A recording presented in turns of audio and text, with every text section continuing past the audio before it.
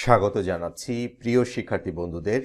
HSC 2022 সালের যে সকল শিক্ষার্থী বন্ধুরা তোমরা বোর্ড পরীক্ষায় অংশগ্রহণ করবে, তোমাদের খাদ্য ও পুষ্টি বিষয়ের প্রথম পত্র এবং দ্বিতীয় পত্রে সিলেবাসে কোন কোন অধ্যায় বা শিক্ষণফল ও পাঠের শিরোনামগুলো যুক্ত হয়েছে সেই বিষয়গুলো নিয়ে আমরা আমাদের ইউটিউব চ্যানেলে এই ভিডিও প্রকাশ করব। তো এখানে আমরা দেখতে পাচ্ছি যে কোভিড-19 প্রেক্ষিতে 2022 সালের এইচএসসি পরীক্ষার পুনর্বিন্যাসকৃত পাঠ্যসূচি অথবা আমরা এটাকে শর্ট সিলেবাসও বলতে পারি। তো খাদ্য ও পুষ্টি বিষয়ের প্রথম পত্র বিষয়কোড হচ্ছে 279।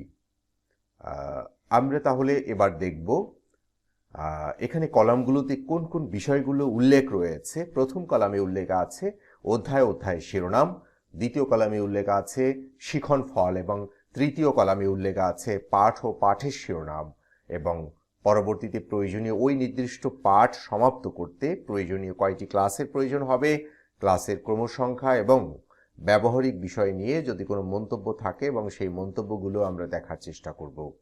তো এখানে পূর্ণমান 100, থিওরি বা তত্ত্বীয় হচ্ছে 75 মার্কের এবং ব্যবহারিক হচ্ছে 25 মার্কের, মোট হচ্ছে 100 মার্কের।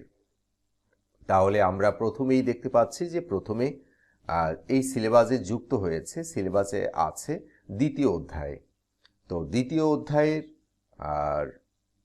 মূল শিরোনাম হচ্ছে মৌলিক খাদ্য গোষ্ঠী ও সুষম খাদ্য। মৌলিক আমরা শিক্ষণফলগুলো আমরা এখানে দেখতে পাচ্ছি ভিডিওতে, কিন্তু আমরা টোটাল শিক্ষণফলগুলো আমরা দেখব না, কারণ শিক্ষণফলগুলো আমাদের যদি আমরা পড়তে যাই বা বলতে যাই তাহলে আমাদের ভিডিওর লেন্থ অনেক বড় হয়ে যাবে। কাজেই তোমরা ভিডিও থেকে শিক্ষণফলগুলো দেখে নিও। আমরা পাঠ ও পাঠের শিরোনাম এবং প্রয়োজনীয় কতগুলো ক্লাসের সংখ্যা এবং ব্যবহারিক সংক্রান্ত তথ্য দেওয়ার চেষ্টা করব। তাহলে দ্বিতীয় অধ্যায়ের পাঠ ও পাঠের শিরোনাম হচ্ছে মৌলিক খাদ্য গোষ্ঠী ও এর গুরুত্ব।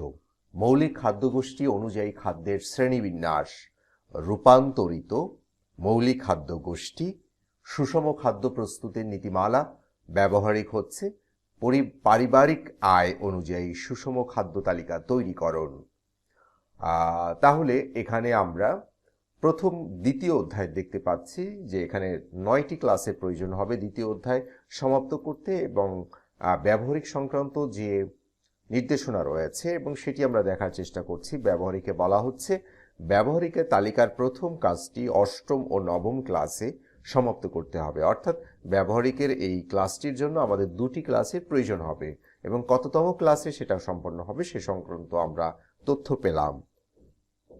এবারে তৃতীয় অধ্যায় হচ্ছে পরিপাকতন্ত্র, পরিপাক ক্রিয়া, পরিপাকতন্ত্র এবং প্রস্টিক নালী এবং মুখছিদ্র ও মুখবিবব।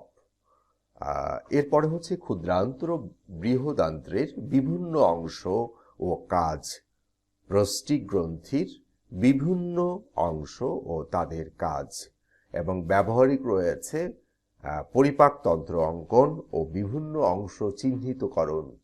এবং এখানে বলা হচ্ছে যে ব্যবহারিকের তালিকায় দ্বিতীয় কাজটি 15তম ক্লাসে সম্পন্ন করতে হবে। এরপরে হচ্ছে চতুর্থ অধ্যায় ক্যালোরি। ক্যালোরি, খাদ্য ও ক্যালোরির সম্পর্ক, খাদ্যের ক্যালোরি মূল্য, ক্যালোরি চাহিদা নির্ণয়ে প্রভাব সৃষ্টিকারী বিষয় এবং বয়স ও লিঙ্গ ভেদে ক্যালোরির চাহিদা এবং দৈনিক ক্যালোরির চাহিদা নির্ণয় এবং ব্যবহারিক বয়স ও লিঙ্গ ভেদে ক্যালোরির চাহিদা অনুযায়ী খাদ্য তালিকা প্রস্তুতকরণ। তাহলে এখানে ব্যবহারিকের তালিকার তৃতীয় কাজটি অর্থাৎ 21তম, 22তম, 23তম ক্লাসে সম্পন্ন করতে হবে। অর্থাৎ এই ব্যবহারিক দুটি সম্পন্ন করতে 3টি ক্লাসের প্রয়োজন হবে। এখানে বলা হচ্ছে ক্লাসের সংখ্যা 3টি এবং 21 ও 23তম ক্লাসে সমাপ্ত করতে হবে। এবারে পঞ্চম অধ্যায় খাদ্য ব্যবস্থাপনার বিবেচ্য বিষয় এবং আহার পরিকল্পনার নীতি এবং মায়ের দুধের গুরুত্ব, মায়ের দুধের সাথে গুঁড়ো দুধের তুলনা মায়ের দুধের পুষ্টি গুণাগুণের চার্ট তৈরিকরণ এবং শিশুর পরিপূরক খাবার। ব্যবহারিক হচ্ছে শিশুর পরিপূরক খাবার তৈরির চার্ট তৈরিকরণ। এবং এই অধ্যায়ের মন্তব্যের ঘরে কি মন্তব্য আছে সেটা আমরা দেখব। ব্যবহারিকের তালিকার চতুর্থ কাজটি 29তম ও 30তম ক্লাসে সম্পন্ন করতে হবে এবং এই সংক্রান্ত আমরা একটি নির্দেশনা দেখেছি।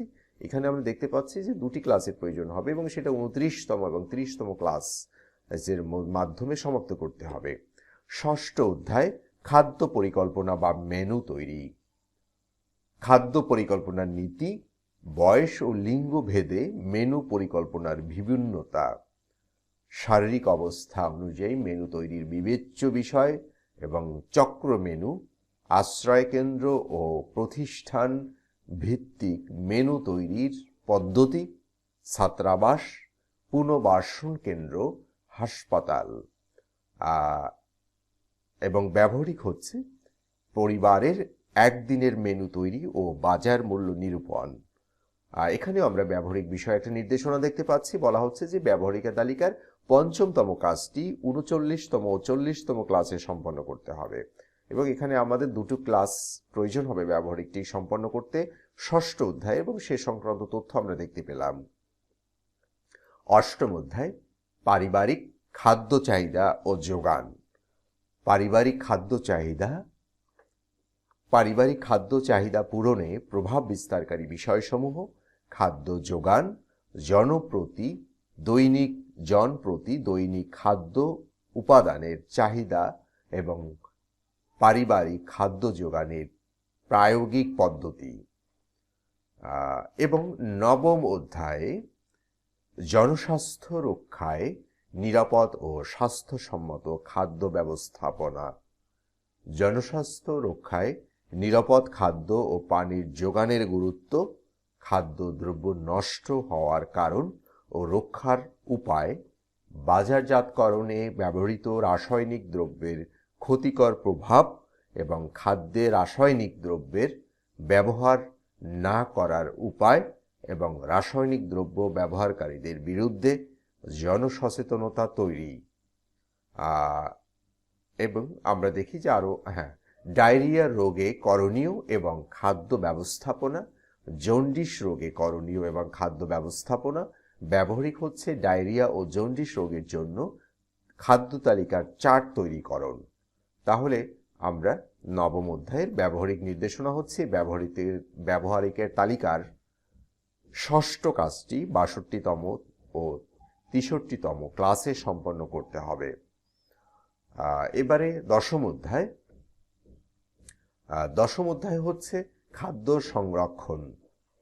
খাদ্য সংরক্ষণের প্রয়োজনীয়তা, পারিবারিক ও বাণিজ্যিকভাবে খাদ্য সংরক্ষণের নিয়মাবলী, খাদ্য সংরক্ষণের প্রয়োজনীয় দ্রব্য ব্যবহারের প্রয়োজনীয়তা, খাদ্য সংরক্ষণে ব্যবহৃত রাসায়নিক দ্রব্য এবং খাদ্য সংরক্ষণে ব্যবহৃত রাসায়নিক দ্রব্যের অবৈজ্ঞানিক ও অতি ব্যবহারের কুফল।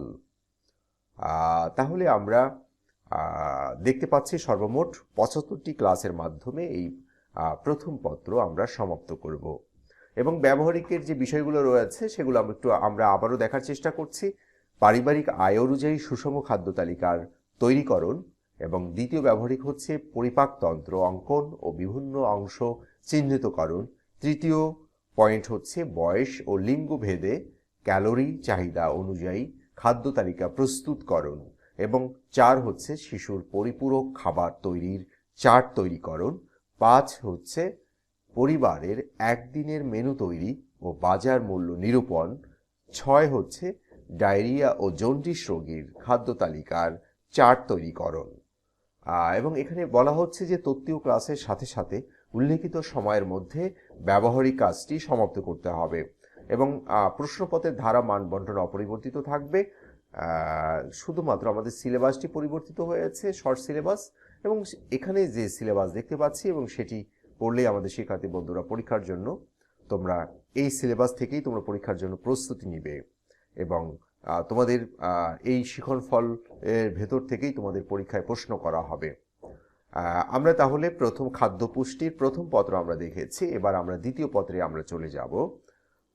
দ্বিতীয় পত্রে হচ্ছে এখানে একই কথা বলা হচ্ছে যে কোভিড-19 প্রেক্ষিতে 2022 সালের এইচএসসি পরীক্ষার পুনর্বিন্যাসকৃত পাঠ্যসূচি বা আমরা এটাকে শর্ট সিলেবাস বলে থাকি। বিষয় হচ্ছে খাদ্য পুষ্টি, দ্বিতীয় পত্র, বিষয় কোড 280। আমরা এখানেও দেখতে পাচ্ছি যে পূর্ণমান 100, তত্ত্বীয় থিওরি হচ্ছে 75 মার্কস, অর্থাৎ 75 হচ্ছে রিটেন, এবং ব্যবহারিক হচ্ছে 25 মার্কের, অর্থাৎ 25 হচ্ছে প্র্যাকটিক্যাল এক্সাম হবে। আমরা এখানেও প্রথম অধ্যায় পুষ্টি নিয়ে আলোচনা করা হয়েছে, এবং পাঠ ও পাঠের শিরোনামগুলো আমরা একটু দেখার চেষ্টা করব, এবং প্রয়োজনীয় ক্লাসের সংখ্যা। পাঠ ও পাঠের শিরোনাম হচ্ছে পুষ্টি ও পুষ্টির ধারণা, স্বাস্থ্যের সাথে পুষ্টির সম্পর্ক, এবং পুষ্টি উপাদানের নাম, উৎস, শ্রেণীবিন্যাস ও কাজ, খাদ্যের বায়ো অ্যাক্টিভ উপাদান, পুষ্টি শিক্ষার প্রয়োজনীয়তা। দ্বিতীয় অধ্যায় হচ্ছে প্রধান পুষ্টি উপাদান এবং প্রধান পুষ্টি উপাদানের নাম ও প্রকারভেদ, কার্বোহাইড্রেট, প্রোটিন ও ফ্যাট এর উৎস, শ্রেণীবিন্যাস, চাহিদা ও কাজ, অ্যামাইনো অ্যাসিডের প্রকারভেদ, অত্যাবশ্যকীয় ও অনাবশ্যকীয় অ্যামাইনো অ্যাসিড, অত্যাবশ্যকীয় ও অনাবশ্যকীয় ফ্যাটি অ্যাসিড, এবং অতিরিক্ত কার্বোহাইড্রেট ও ফ্যাট গ্রহণের কুফল। এবং দ্বিতীয় অধ্যায়ে আমরা ব্যবহারিক দেখতে পাচ্ছি দৈনন্দিন কার্বোহাইড্রেট, প্রোটিন ও ফ্যাট জাতীয় খাদ্য গ্রহণের পরিমাণের ছক তৈরিকরণ। এবং এখানে বলা হচ্ছে যে ব্যবহারিকের তালিকার প্রথম কাজটি 13তম ক্লাসে সম্পন্ন করতে হবে। এবারে তৃতীয় অধ্যায় হচ্ছে অনুপুষ্টি উপাদান। অনুপুষ্টি উপাদানের নাম ও প্রকারভেদ, ভিটামিনের উৎস, প্রকারভেদ ও কাজ, এবং ভিটামিনের দৈনিক চাহিদা, ভিটামিনের অভাবজনিত রোগ ও লক্ষণ, এবং খনিজ পদার্থের উৎস, প্রকারভেদ, অভাবজনিত রোগ ও লক্ষণ এবং কাজ। এখানে আমরা দেখতে পাচ্ছি যে ব্যবহারিকের তালিকার তৃতীয় কাজটি 30তম ক্লাসে সম্পন্ন করতে হবে। এবং লেশ মৌল ও এর উৎস, লেশ মৌলের দৈনিক চাহিদা ও কাজ, এবং ব্যবহারিক আয়োডিনের গুণগত মান নির্ণয় এবং খাবার স্যালাইন তৈরিকরণ।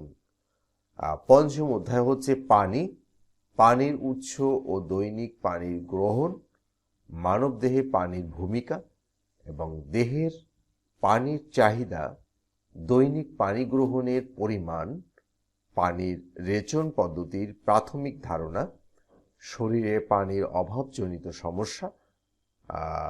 তারপরে হচ্ছে সপ্তম অধ্যায় খাদ্যের পুষ্টিমূল্য এবং খাদ্যের পুষ্টিমূল্য অনুযায়ী খাদ্য তালিকা তৈরিকরণ, ব্যবহারিক খাদ্যের পুষ্টিমূল্য নির্ণয় সংক্রান্ত চার্ট তৈরিকরণ, মাছ, মাংস, ডিম, দুধ, চাল ও ডাল, সবুজ শাকসবজি ও ফলমূল। ব্যবহারিকের তালিকার চতুর্থ কাজটি 40তম ও 41তম ক্লাসে সম্পন্ন করতে হবে। নবম অধ্যায় খাদ্যপণ্য, থেরাপিউটিক ডায়েট এবং পথ্যের বৈশিষ্ট্য, উদ্দেশ্য, পথ্যের প্রকারভেদ, পথ্য ব্যবস্থাপনার পদ্ধতি, উচ্চ রক্তচাপ, হৃদরোগ, ডায়াবেটিস এবং কিডনি রোগ। এখানে বলা হচ্ছে ব্যবহারিকের তালিকার পঞ্চম কাজটি 48তম ও 49তম ক্লাসে সম্পন্ন করতে হবে। এবং এখানে যে ব্যবহারিকটা আমরা দেখতে পাচ্ছি, ব্যবহারিক হচ্ছে পরিবার ও হাসপাতালের সদস্যদের রোগীয় খাদ্য চার্ট তৈরিকরণ। আমি আবারও পড়ছি, পরিবার ও হাসপাতালের সদস্যদের রোগীর খাদ্য চার্ট তৈরিকরণ। দশম অধ্যায় অপুষ্টি ও অপুষ্টিজনিত রোগ, প্রোটিন এনার্জি, ম্যালনিউট্রিশন, PEM এবং ভিটামিন এর অভাবজনিত সমস্যা, লক্ষণ ও প্রতিকার, রাতকানা, পথ্যালোমিয়া, বিটটস স্পট এবং কেরাটোম্যালেশিয়া। ভিটামিন সি ও ডি এর অভাবজনিত রোগ এবং প্রতিকার, অস্টিওম্যালেসিয়া, রিকেট ও স্কারভি এবং আয়োডিনের অভাবজনিত সমস্যা, লক্ষণ ও প্রতিকার, ক্রিটিনিজম, গলগণ্ড, অ্যানিমিয়ার কারণ ও প্রতিকার, পুষ্টিহীনতা, অপুষ্টি, অতিপুষ্টি, স্বল্পপুষ্টি, পুষ্টিহীনতার কারণ, ফাস্টফুড, জাঙ্ক ফুড ও কৃত্রিম পানির দ্রব্যের ক্ষতিকর প্রভাব, ওজনাধিক্য ও স্থূলতা, সঠিক পুষ্টি গ্রহণ এবং সুস্বাস্থ্য। এবং ব্যবহারিক রয়েছে, ব্যবহারিক হচ্ছে ফাস্টফুড ও জাঙ্ক ফুডের চিত্র সম্বলিত চার্ট তৈরিকরণ। এবং এখানে আমরা ব্যবহারিক নির্দেশনা হচ্ছে ব্যবহারিকের তালিকার ষষ্ঠ কাজটি 64তম ক্লাসে সম্পন্ন করতে হবে। এবং একাদশ অধ্যায় পুষ্টিহীনতার করণীয়, পুষ্টিহীনতায় কি করণীয় রয়েছে, বাংলাদেশে পুষ্টিহীনতার প্রেক্ষাপট ও বর্তমান অবস্থা, মা ও শিশুর পুষ্টি সমস্যা, বাংলাদেশে মাতৃ মৃত্যু ও শিশু মৃত্যুর কারণ, বাংলাদেশের প্রধান প্রধান পুষ্টি সমস্যা ও সমাধানের উপায়, পুষ্টি জরিপের বিভিন্ন পদ্ধতি এবং পারিবারিক পর্যায়ে পুষ্টি জরিপ। তাহলে এখানে আমরা দেখতে পাচ্ছি যে মোট 75টি ক্লাসের মাধ্যমে দ্বিতীয় পত্রের এই পাঠ সমাপ্ত হবে। আমরা তাহলে ব্যবহারিক কাজগুলো আমরা আবারও একটু দেখার চেষ্টা করব। ব্যবহারিক কাজগুলো হচ্ছে, ব্যবহারিক একে বলা হচ্ছে দৈনন্দিন কার্বোহাইড্রেট, প্রোটিন ও ফ্যাট জাতীয় খাদ্য গ্রহণের পরিমাণের ছক তৈরিকরণ, আয়োডিনের গুণগত মান নির্ণয়, খাবার স্যালাইন তৈরিকরণ, খাদ্যের পুষ্টিমূল্য নির্ণয় সংক্রান্ত চার্ট তৈরিকরণ, 4 এবং মাছ, মাংস, ডিম, দুধ, চাল ও ডাল এবং সবুজ শাকসবজি ও ফলমূল, অর্থাৎ খাদ্যের পুষ্টিমূল্য নির্ণয়ের যে চার্ট তৈরিকরণ করতে হবে এবং সেক্ষেত্রে কোন কোন বিষয়গুলো থাকবে। তারপরে হচ্ছে ব্যবহারিক তালিকার পঞ্চম কাজটি পরিবার ও হাসপাতালের সদস্যদের রোগীর খাদ্যের চার্ট তৈরিকরণ, এবং ষষ্ঠ হচ্ছে ফাস্টফুড ও জাঙ্ক ফুডের চিত্র সম্বলিত চার্ট তৈরিকরণ। তাহলে এখানে আমরা দেখতে পাচ্ছি যে তত্ত্বীয় ক্লাসের সাথে সাথে উল্লেখিত সময়ের মধ্যে ব্যবহারিক কাজটিও সমাপ্ত করতে হবে এবং প্রশ্নপত্রের ধারা ও মান বন্টন অপরিবর্তিত থাকবে, অর্থাৎ পূর্বের ন্যায়ই থাকবে। এবং আমাদের শুধুমাত্র সিলেবাসটি পরিবর্তিত হয়েছে এবং সেই সিলেবাস, এখানে যে সিলেবাসটির কথা বলা হচ্ছে এবং এই সিলেবাস থেকেই প্রিয় শিক্ষার্থী বন্ধুরা তোমরা তোমাদের আসন্ন এবছর 2022 সালের এইচএসসি পরীক্ষা সুষ্ঠুভাবে সম্পন্ন করবে এবং তোমাদের প্রস্তুতি ভালো হোক। তোমরা তোমাদের বন্ধুদের নিকট এই সিলেবাসের তথ্যটি পৌঁছে দাও। তাহলে প্রিয় শিক্ষার্থী বন্ধুরা আজকে এ পর্যন্তই। আল্লাহ হাফেজ।